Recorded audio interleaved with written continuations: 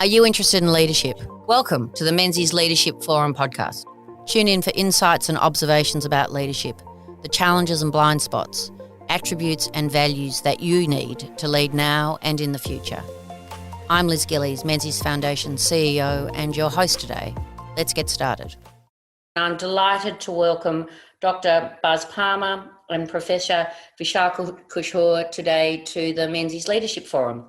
Buzz and Vishaal are the co-founders of the Medtech Actuator. Buzz is Professor of Entrepreneurship at Monash University and Vishaal Professor of Innovation and Public Policy at RMIT. And the Medtech Actuator and the Menzies Foundation are working together to support science entrepreneurship in Australia and to lock new innovation ways of thinking about how science entrepreneurship can make a difference to health outcomes and also to Australia's economic future. So welcome, Buzz and Vishaal. It's wonderful to be with you today. I'd like to perhaps start by asking you to tell me a little bit about the Medtech Actuator and then the fellowship and scholarship program that the Foundation's working with you in regard to.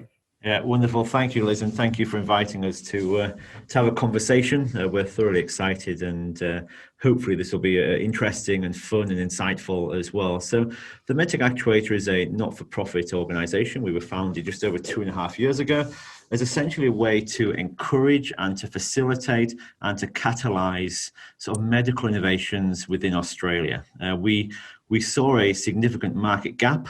We saw there's as technologies are developed within hospitals and universities and medical research institutes, there seems to be no obvious pathway to take a startup, commercialize into market. And we were seeing all sorts of failures happen because of a lack of a ecosystem approach to this. And so we facilitated a pretty significant ecosystem full of partners that represent lots of different moments in the journey of commercialization, all the way from service providers in the early stage of clinical trials, all the way to manufacturers, to distributors, to regulatory consultants, etc., as well as investors. And we thought that was a really key part to bring all this together and just to really invite startups to a village of activity, a village of commercialization, and allow them to access it with a sense of simplicity, rather than trying to navigate themselves through a forest of the unknown. And that's ultimately, that was the vision. We've done extremely well over these sort of 2.5 years. We've sort of 44 active companies now. $29 million worth of capital has gone into these startups as investment.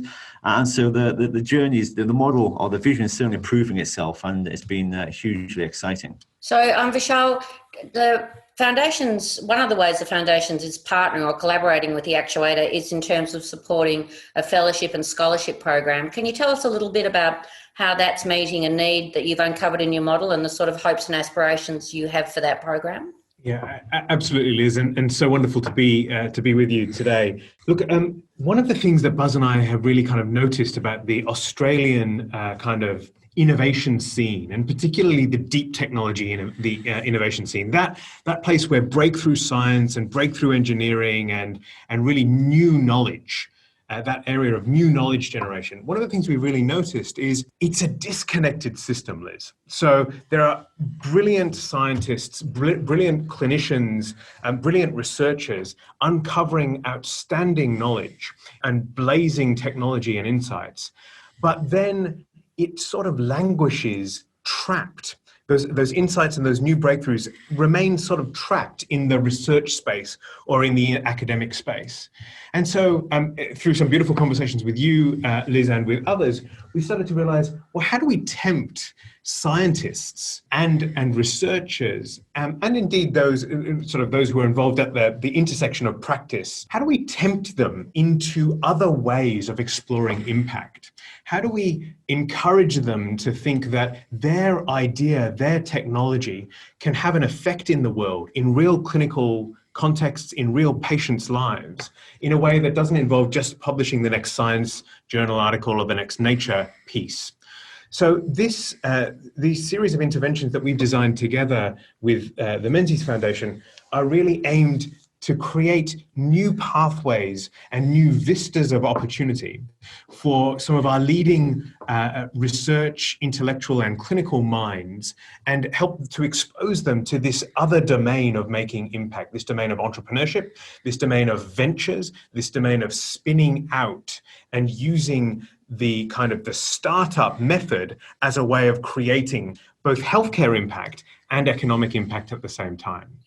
It's a very interesting moment in time. Sort of the COVID normal world is creating a new imperative around the importance of Australian enterprise and how to develop and support Australian enterprise. Why is science entrepreneurship so important for Australia? What's your vision for what science entrepreneurship or unlocking innovation through science entrepreneurship can offer Australia as a country? You know, the reality is, Liz, that, Australia really punches above its weight in terms of its research capability and some of the inventions and knowledge that it contributes to the global sort of library, if you will. But I mean, all we've got to do is think of things like Gardasil. Gardasil is a technology against human papillomavirus for cervical cancer, within a university, spun out by an incredible professor, engaged in science entrepreneurship, and has gone on to allow the saving of lives all around the world. Now, if that's not a good enough reason as to why we should encourage science entrepreneurship, I can't think of anything else. You've only got to look at things like Wi-Fi, IVF, the heart pacemaker. These are technologies that have gone on to save and enable lives all around the world, and they've all come from universities, and they've all come from scientists that have wanted to achieve something significant. Cochlear, Graham Clark. I think what we've seen in the last 20 years is a bit of a sort of a stalemate, a stalling of this in some ways. And I think part of it is, going to Vishaal's point, we've just got to absolutely enable these scientists to understand how they take these ideas, this research they've been working with, what options do they have to be able to get this out into the greater world, to get to drive significant impact to patients and to the greater humanity. I think that's ultimately the reason around science entrepreneurship. Vishaal. Yeah, and I think, as you say, Buzz, Australia does so well in terms of basic research. We invest so much money in a series of different public research schemes. The question is, how do we extract healthcare value from that investment, and how do we extract economic value from that? How do we change people's experience of health, and how do we create value for the broader economy and dynamism in the broader economy? If we can solve that, we will create an economic future for Australia and a healthcare innovation node for the world that we will all sit back at and say, well, now that was a good way to spend our life. That was a good way to rewire an economy. That was a great way to respond to the challenges of yesterday and of today and indeed of tomorrow. And so I think, Liz, for us, the possibility of science entrepreneurship is nothing less than the rewiring of the Australian economy, the placing it on the next growth curve and in a peer of players globally, which would be outstanding, and crucially, to find new and exciting ways to create real healthcare impact. And just to add to that, I mean, in the current environment with COVID, if we didn't have science entrepreneurship, we wouldn't have two leading potential vaccines coming out of Australia. And we've got to remember that vaccines are the single most effective human intervention when it comes to medicine we've ever sort of seen. And so, this just goes to show that science entrepreneurship has a genuine impact on humanity. So Buzz and Vishaal, what's really interesting is, science entrepreneurship isn't a new concept. Universities have gone to great lengths to develop entrepreneurial pathways, research institutes have licensing and other arrangements. And my sense of the Medtech Actuator is that you're really focused on those that want to spin out. Do you know what I mean? Those that want to create enterprises in themselves. So I'm just really interested in your insights about why those other more traditional pathways of science entrepreneurship are not necessarily leading to the accelerated opportunities that you both just so clearly articulated. What are the really significant impediments and barriers that scientists face in the more traditional, research contexts that you're seeking to address? It's such a good question, Liz. I think that Buzz and I have kind of thought about this. We've written about this, and we speak regularly about this. And you're totally right. The Medtech Actuator is our attempt to design a practical solution to some of these problems. Just some of the problems are, for example, the way that we structure our academic career pathways encourage people to focus on certain things rather than other things. So they focus on publications often for advancement rather than IP generation, patents, or spin-outs. A really obvious difference between that and somewhere else is the United States does that quite differently, particularly some of the great spin-out universities like MIT and Stanford and so forth. So there's something about the way we structure our academic and our research pathways. There's something about that, and that goes the whole way, Liz. It's not only how we structure advancement when we're in, but it's also how we structure education, both in the early stages. Like we teach great scientists to want to become academic scientists. We teach them to want, and it's totally right that we do. We teach them to want the next Nobel Prize, come up with the next earth-shattering paper, but we often don't teach them. We don't have the same kind of culture of pursuing impact in different kinds of ways. And I think we're getting to the end of that as a model, basically because of report after report, Liz, is telling us that we're producing so many higher degree graduates and we don't have enough academic jobs for them. So there's a necessity for us to look for different ways of seeking impact for those highly educated, unbelievably skilled and very motivated people. There's also stuff going on in the broader sector, Liz. So we say, Buzz and I particularly say, that one of the things that thwarts a lot of good science entrepreneurship is system fragmentation. So academics and research don't speak as well and as tightly and as cleanly as they might with venture capital. They don't speak, they don't speak so well with product development firms. Our regulatory specialists are really wonderful, but they don't have a productive dialogue with some of our breakthrough engineers.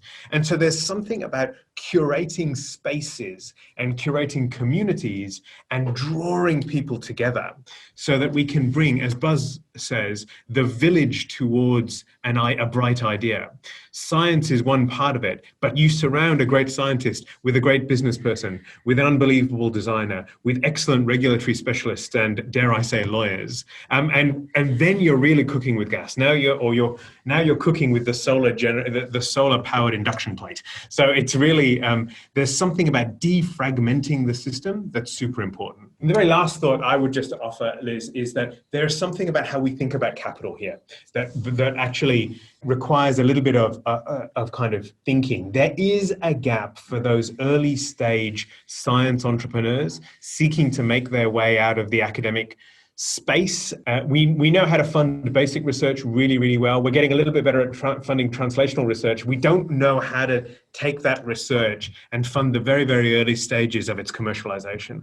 We do a little bit better later on, but there are a couple of what you know, I know, Liz, know well as the valleys of death, and there are a couple of them that we talk a lot about. But one of them absolutely is a real stumbling block for early stage science entrepreneurs. That's right. I think it's also important to give science entrepreneurs, or at least research, options and let them understand what the options look like. We've got into a mode now where I think we've essentially got an SOP for how do we get technology to market within universities, and it kind of follows the biotech and pharma model of let's just license this out. It's a little bit less risky. The model kind of exists. We have all the templates in place. We can get a return relatively quickly, although minimal, and therefore it goes to Vishaal's point. What are we trying to create here? Dividends of healthcare or dividends of the economy? And actually, that model doesn't necessarily create any of those for Australia.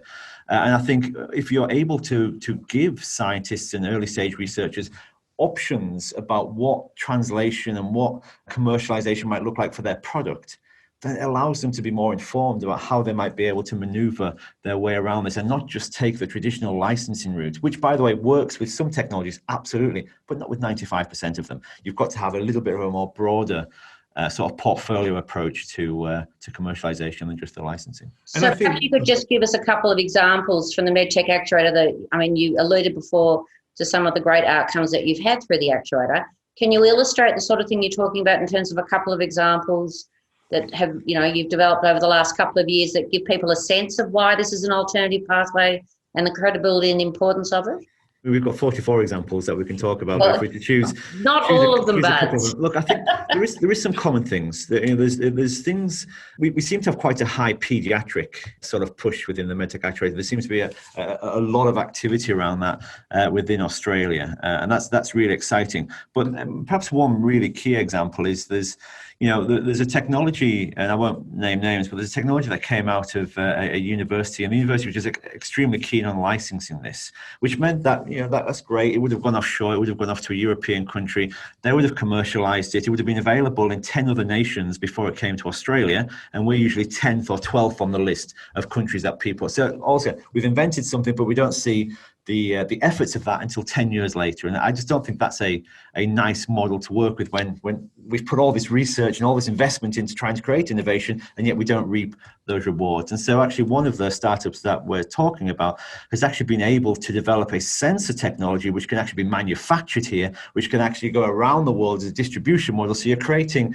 jobs, you're creating economic returns, you're creating, so these are biosensors, creating direct immediate opportunities for Australians first, as well as the rest of the world. And we think that's important. If you're going to invest in research in this country, at least you've got to reap the dividends in some form, rather than just have an institute reap some royalty dividends in a kind of a longer period of time. And we think it's a little bit about, and this is what we would consider an impactful result. Vishaal? Totally, and I think, Liz, to go further with your question, I think some of the startups that we've got fantastic teams that have miniaturized sensors in all kinds of ways that can go into the heart, can go into the brain. We've got technologies that are basically small patches that can be worn, that essentially are a laboratory on a patch, constantly feeding data about sugar levels for diabetes, or diet for nutrition for elite athletes, for example. We've got fantastic, as Buzz said, we've got wonderful kind of prenatal and neonatal diagnostics to make birth safer. And actually, we've also got a biologic that could conceivably be that's been worked up to be put on a mask that can actually not only be 100% effective, we hope, against COVID-19, but it can also detect COVID-19 versus other things and let you know what's in the air. So fantastic. Real science, real like Star Trek stuff. And I think one of the other things that I think is really interesting is, alongside these kind of deep science entrepreneurs, Liz, we've also got paramedics who have seen people die on the side of the road because of wrong amounts of medications being injected, and they've come up with engineering solutions to sort that problem out. And when you put the deep scientists with real practitioners and interesting business players and entrepreneurial mindsets, and when you put them all together, really amazing things happen. So there is something unbelievable about the cohort dynamics that can also happen. So everybody, all the boats get to rise. So you established the actuator 2.5 years ago. You've built a pipeline. You have a number, just by your exuberance alone underscores the excitement of the sorts of things that you're seeing happening in the actuator. What's next on the agenda? Like, how do you take what you're doing and how do you build an incubator, test the premise, demonstrate the veracity of it in the way you are? What's the scale play? Yeah, fantastic. Liz, I think the first thing to note is that, so we've already, like exactly as you say, we started off 2.5 years ago, and we're so happy and so lucky and so grateful to all of our partners and all of our dear friends who have helped us to kind of really accelerate fast and do something that we think is kind of not been done in Australia before, but actually, so we've expanded already to cover kind of biotechnology, deep digital technology of particular kinds as well, deep health tech initiatives. But then we've also expanded in really exciting ways into Asia Pacific. So part of what we think is so interesting and so important, Liz, is that we are getting dragged by our partners who include Johnson & Johnson and Medtronic. They include Ernst & Young and a series of Boston Scientific and a range of other clinical and other players. And we're being encouraged to look at the Asia Pacific opportunity, not just the Australian opportunity. And so part of what we think, Liz, is that there is an unbelievable scale opportunity through the Asia Pacific. Our current cohort of companies includes companies from Australia, from Singapore, from India, from Indonesia, and so what we're able to do, and this is quite contrary to what a lot of other accelerator or catalyst models do when they go overseas, we're not looking to just purely hoover up all of those companies and bring them back to Australia. Part of what we say is, if we take a system approach, if we take a network approach, if we build nodes in multiple places, then you'll get a really beautiful cross-fertilization of ideas, of technologies, of system capability. And so we've got an office now in Singapore where we've run programs in Japan, in India, and in South Korea.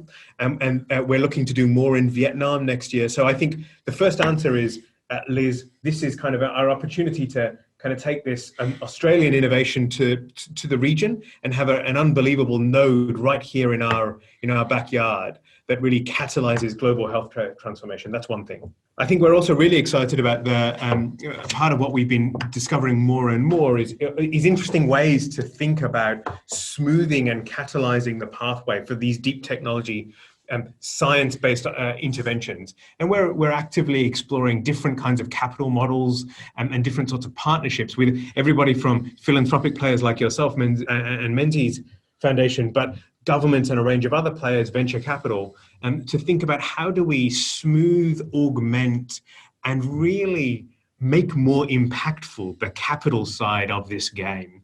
So in a sense, scaling geographically and deepening at the level of capital are things that we're really seeing really strongly on our agenda right now. You think I basically got it right? Yeah, look, I think that's absolutely right. And I think Australia is absolutely well positioned as well in many ways to be able to take this sort of lead in the region.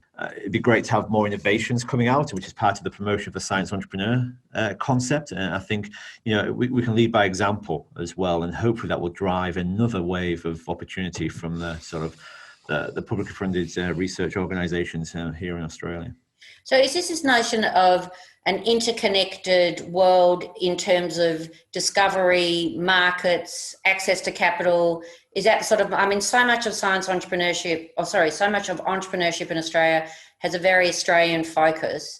And the part that's, my observation is, particularly the parts that's missing is access to global markets and to resources and to all those sorts of things.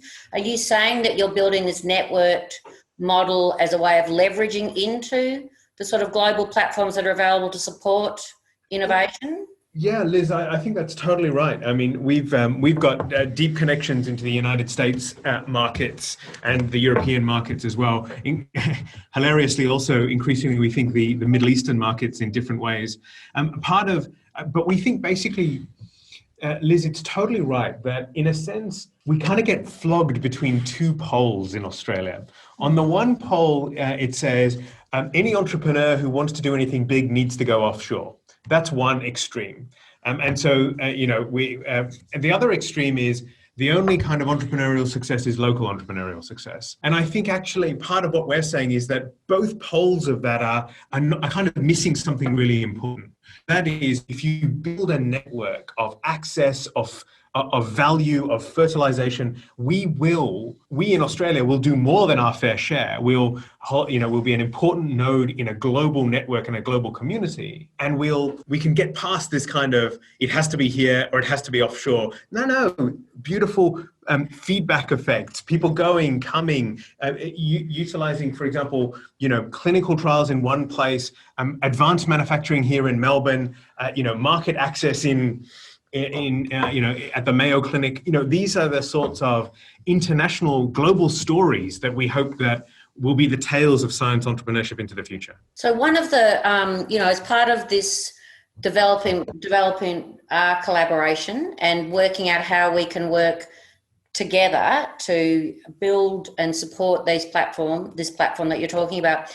And one of the things, and you've raised it before, is this focus and interest in capital. So one of the key areas that the Menzies Foundation's due diligence in this area has shown, there's this sort of, as you described it before, Vishaal, this valley of death from people leaving sort of tenured research positions and moving into entrepreneurial opportunities. I'm just wondering if you could just talk a little bit about this whole situation with capital and new ways of thinking and working around capital. So, the VC market is reasonably sophisticated, but companies have to be at a certain level of development to offer certain metrics that convince VCs that they're worthy of going. There's a huge runway that leads to that. How might we rethink the way capital, philanthropic capital, impact investment capital, capital generally, government support might unlock those sorts of opportunities for earlier stage support that allows gives scientists the runway to build the sorts of opportunities that you're talking about? Liz, it's so right. I think a couple of quick thoughts. One is everybody wants the harvest, Liz. Everybody wants the beautiful shiny apple. This is Buzz's favorite story of mine that I tell. Basically, everybody wants the harvest. They want beautiful orchards of apples, weighed down by fruits. And I think actually. And in our space, that is kind of the scaling, Series A plus opportunities for developed, de-risked scaling technologies. Everybody wants that. We want them economically. We want them from a public policy point of view. We want them from an investment opportunity point of view. We want them from a healthcare point of view. But in order to get that, Liz, as you know so well, we have to do a lot. In order to get those fruits, we need to first find a beautiful piece of land, a field. We need to get rid of the roots and the weeds, and we need to till that earth, and we need to put some, dynamic lifter or some. We have to put a lot of manure. We have to put a lot of shit on it until it starts. And we've got to prime it in a particular way. Then and only then do we seed stuff. We protect those seeds so that they don't get eaten or blown away or whatever have you. And then after lots of water, lots of care, lots of attention, then we start getting trees that can give us some fruit. And I think actually this is not a terrible metaphor for what we need when it comes to thinking about the early stage in respect of deep technology entrepreneurship and science-driven ventures. So I think you're one of the conversations, Liz, that as you know, we're involved with you, and you brought some really helpful perspectives, is this operates at multiple levels. It operates at the level of a venture. How does an idea or a venture get enough kind of capital when they don't have much to show to kind of take the first few steps? And there's also a separate question of how do they attract the kinds of expertise and insight that they need to traverse those early stages.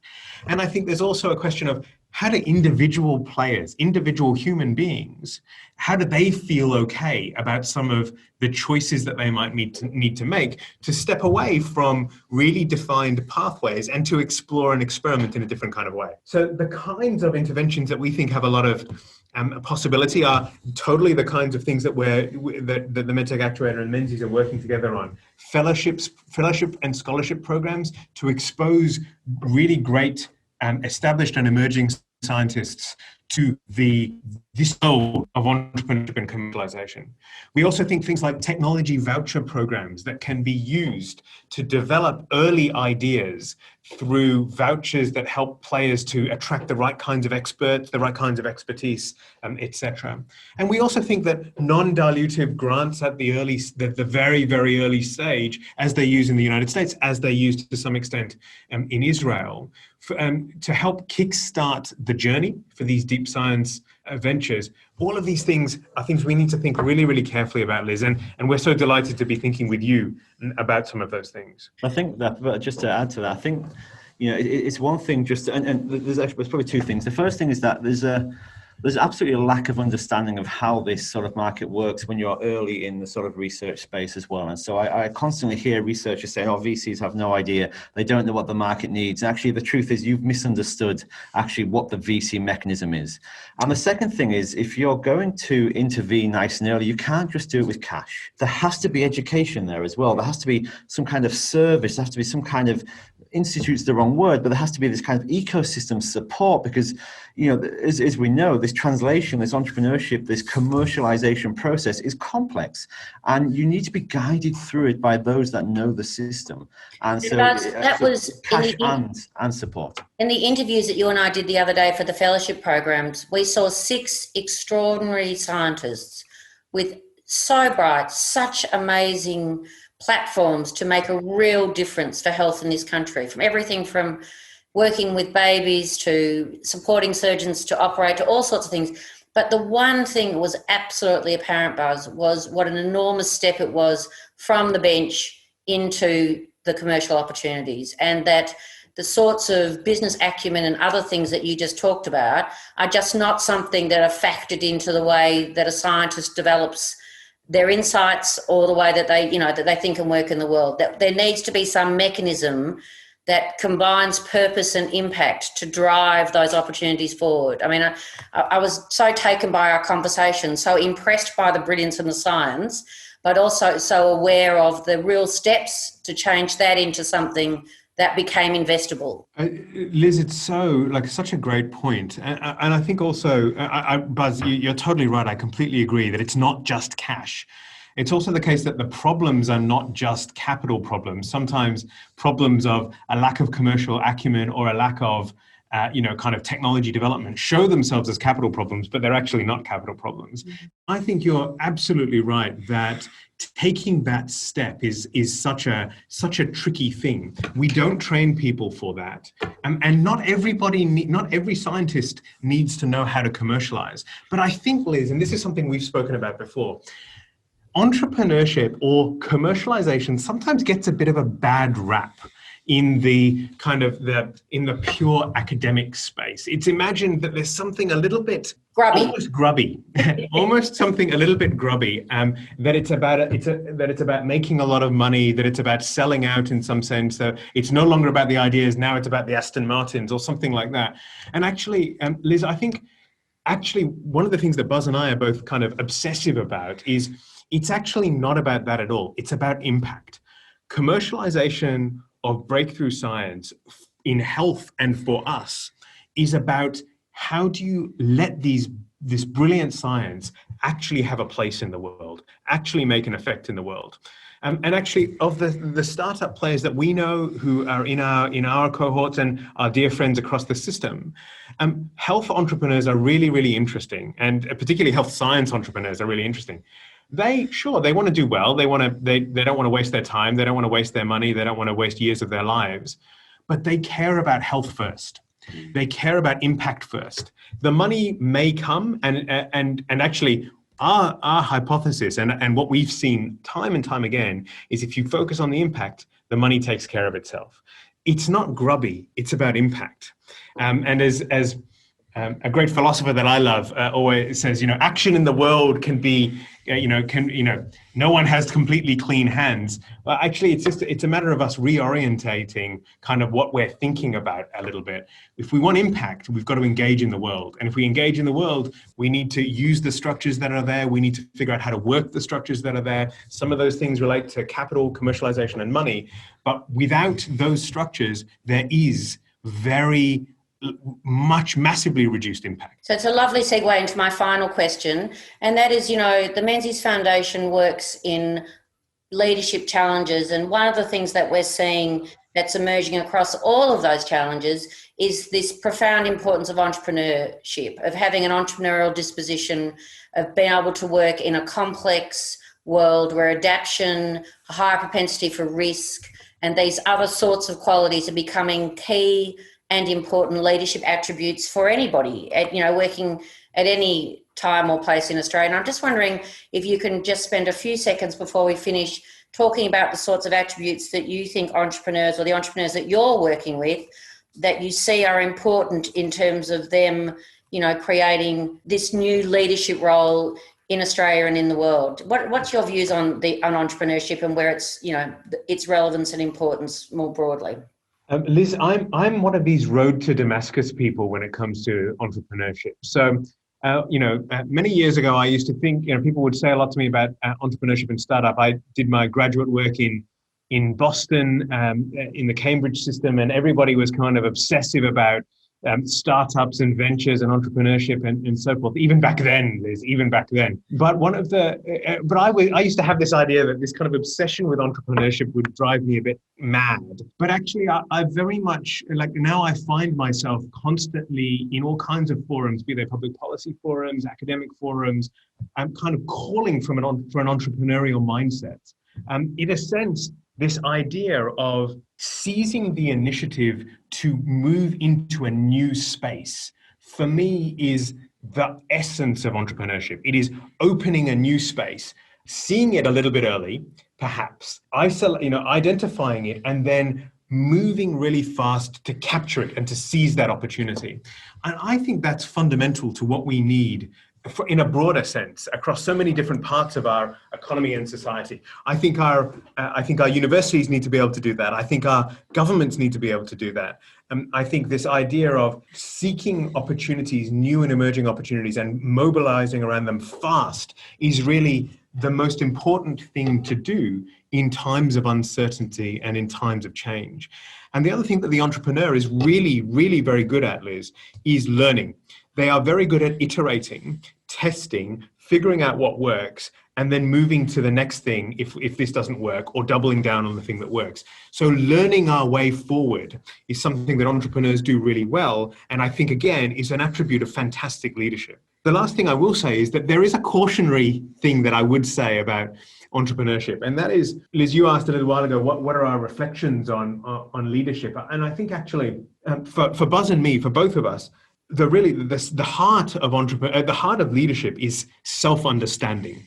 It's self-understanding is so important to not only making sure that we're setting directions driven by the right things, by what's important, not by emotion. It helps us to lead and develop teams in very different kinds of ways.